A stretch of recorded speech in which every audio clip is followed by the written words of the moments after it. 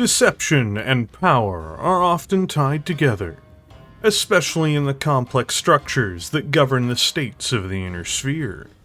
From the Free Worlds League to the Federated Suns, it doesn't matter. Rulers are challenged and rule, with authorities built around lies, deceit, and misdirection. And this isn't always just directed towards enemies, but is even unleashed upon allies, who may need to be shored up or replaced. In the Shadow of the Dragon is the latest book for Battletech as of the making of this video, and it is published by Catalyst Game Labs. It is about the turbulent nature of the Draconis Combine's internal politics in the final years of the Dark Age, but taken through the lens of a fairly unique story, as far as Battletech narratives are concerned. The Combine, in my opinion, had the strongest storyline of the late Dark Age, so seeing the actors behind this is a huge boon for those wanting to learn more about the figures who participated in it. In this video, I will be discussing the book as much as I can, from its premise to some of its characters, but very few of the events within. I don't intend on doing a spoiler portion of this review in anything like a meaningful sense, because of the nature of how the book is written. But with that said, let's not stagger about any further. Instead, let's get going and look towards the Shadow of the Dragon.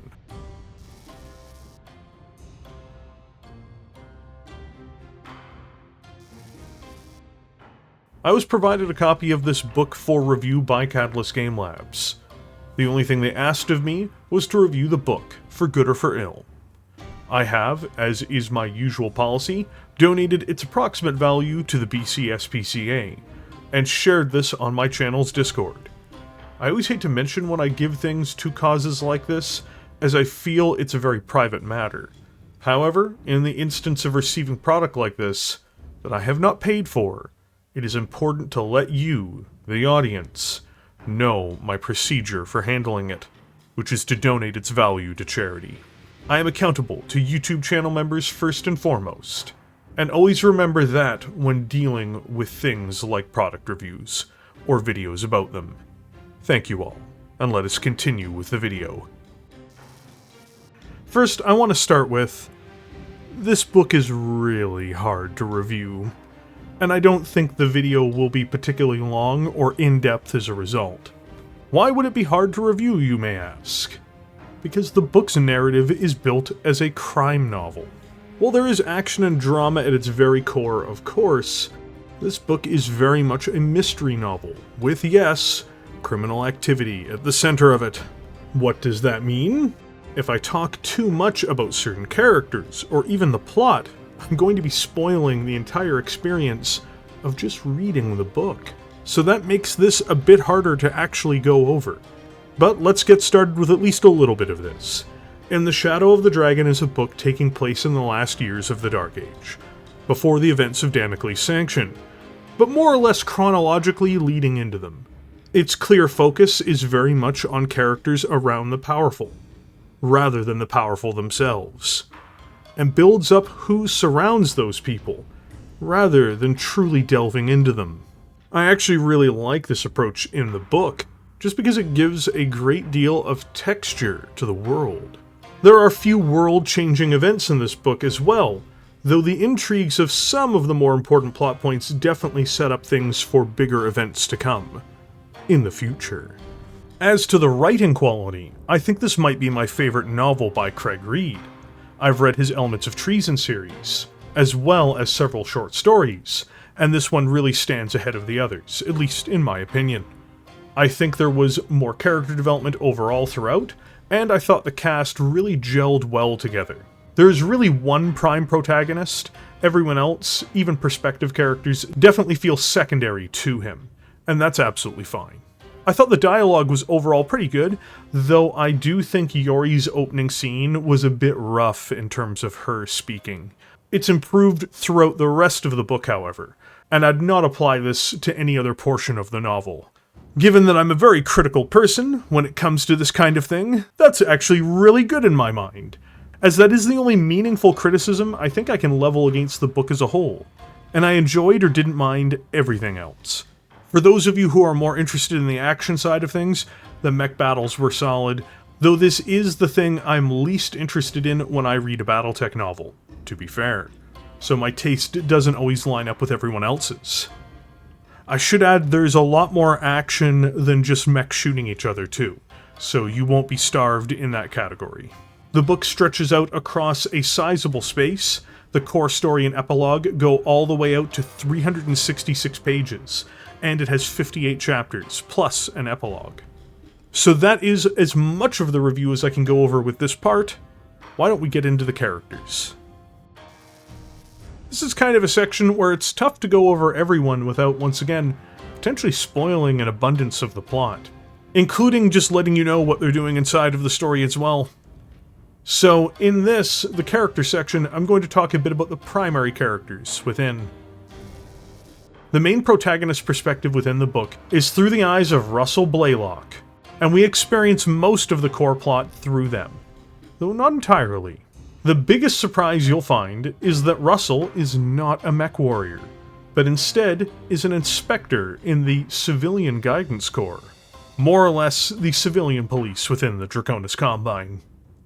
A man of honor and a man dedicated to the law before anything else, he is confronted by a series of difficult decisions within. What starts as a simple case rapidly spirals out of control, and through his determination and his sense of responsibility, he plows his way through the story around him. But Russell is also haunted by his occupation in many ways. He remembers the words of his former mentor frequently as he tries to chart his course, and he does deal with the echoes of the corrupt system that surrounds him. I thought Russell was really well written.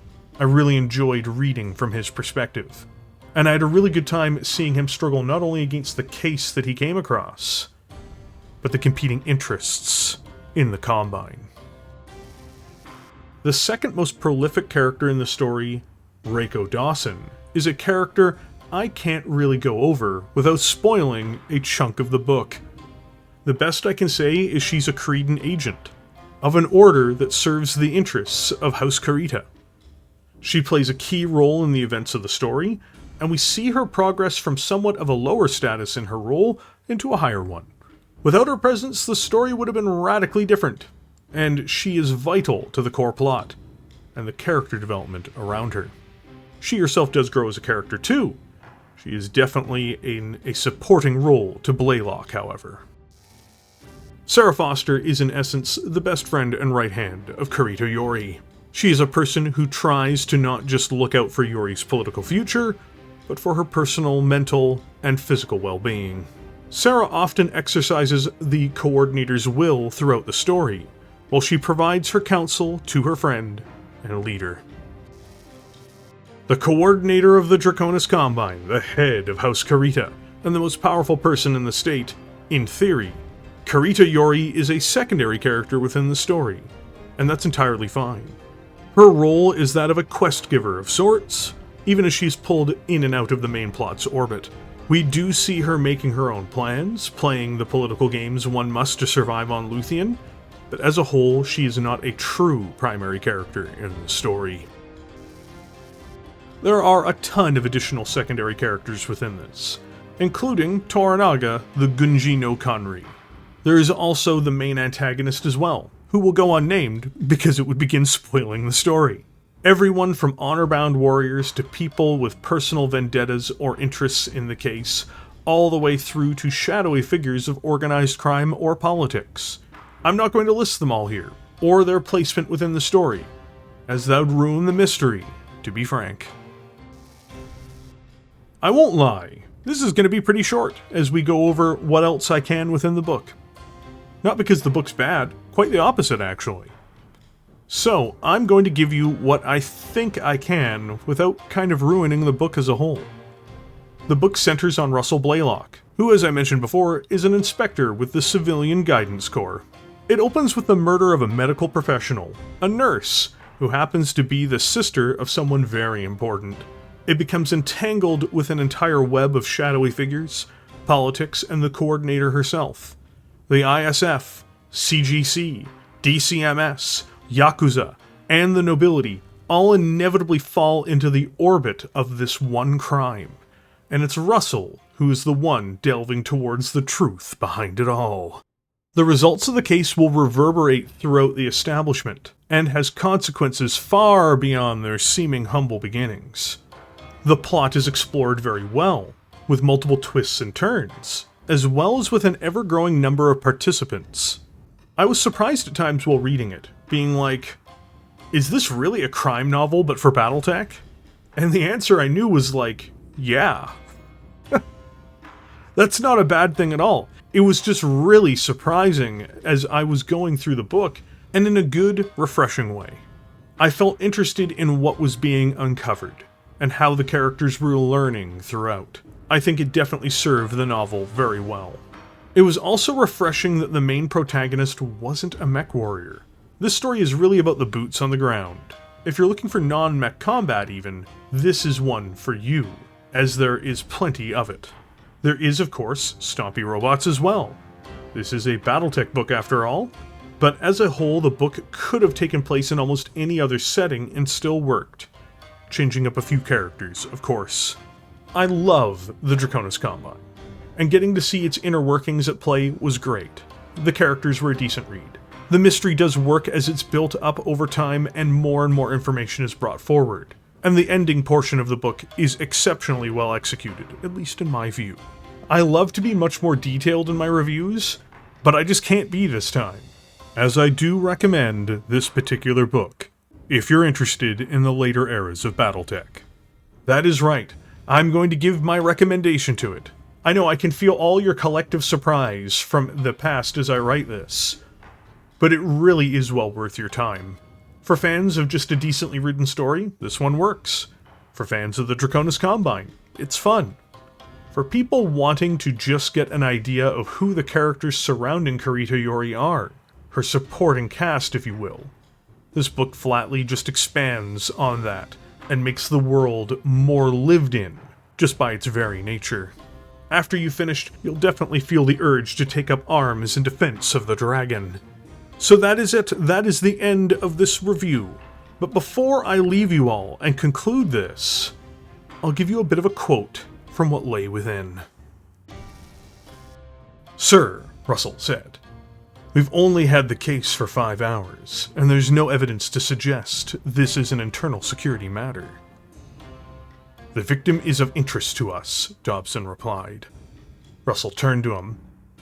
"Always stay calm," Tozawa had said more than once, especially when dealing with superiors in the ISF. "Why?" "I cannot say. You will turn over the body and all of your notes to me at once." The phone on Ruchi's desk rang, and he picked up the handset. "Yes?" He listened for several seconds before saying, "Soka. Let them come up." He hung up the phone and looked at Russell and Dobson. It seems someone else wants to weigh in on the situation. "Ooh," Dobson asked, his tone wary. "The Palace." The book itself has dropped today, and there will be a link to it in the top pinned comment of this video. I hope you all enjoy if you end up finding yourselves in the shadow of the dragon.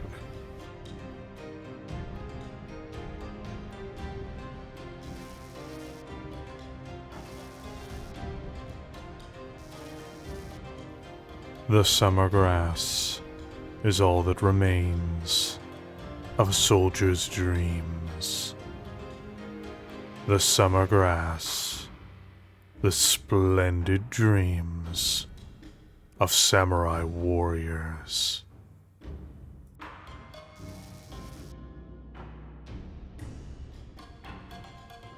Thank you all for joining me here today. This was a bit of a surprise. I actually wasn't originally intending on reviewing this, but I had such a great time reading it that I decided, no, we'll put something out for it. I really dug this book, and I think it's probably Craig's best, at least of the ones that I've read from him. The last book of his that I really enjoyed was Elements of Treason Opportunity, which I enjoyed because of his portrayal of the ever-lovable and heinously awful brewer. Vedette Brewer, a true gentleman. So, other than that, I am going back to work on the Taurian Concordat video now, so you're going to be not getting a whole lot of video updates from me unless they are news updates, at least until the Taurian Concordat video is done, which is going to be a very big and in-depth video. I will still be streaming, of course. That's not going to be changing in the schedule. Just until the Taurian video is done, expect content to be pretty light. I expect the Taurian video, though, to be a multi-hour long video. So with all of that being said, don't forget to smash the like button. It does help if you enjoyed the video. Also, if you're new here, don't forget to subscribe. I put out content pretty normally and I stream pretty often, and it would be super awesome to have you with us. Finally, I have to give my special thanks to the YouTube channel members who make these videos possible. I could not do this without you. Thank you very much. These videos are really only made possible because of viewers like you. And with that being said, are you looking forward to In the Shadow of the Dragon? Have you picked the book up yourselves?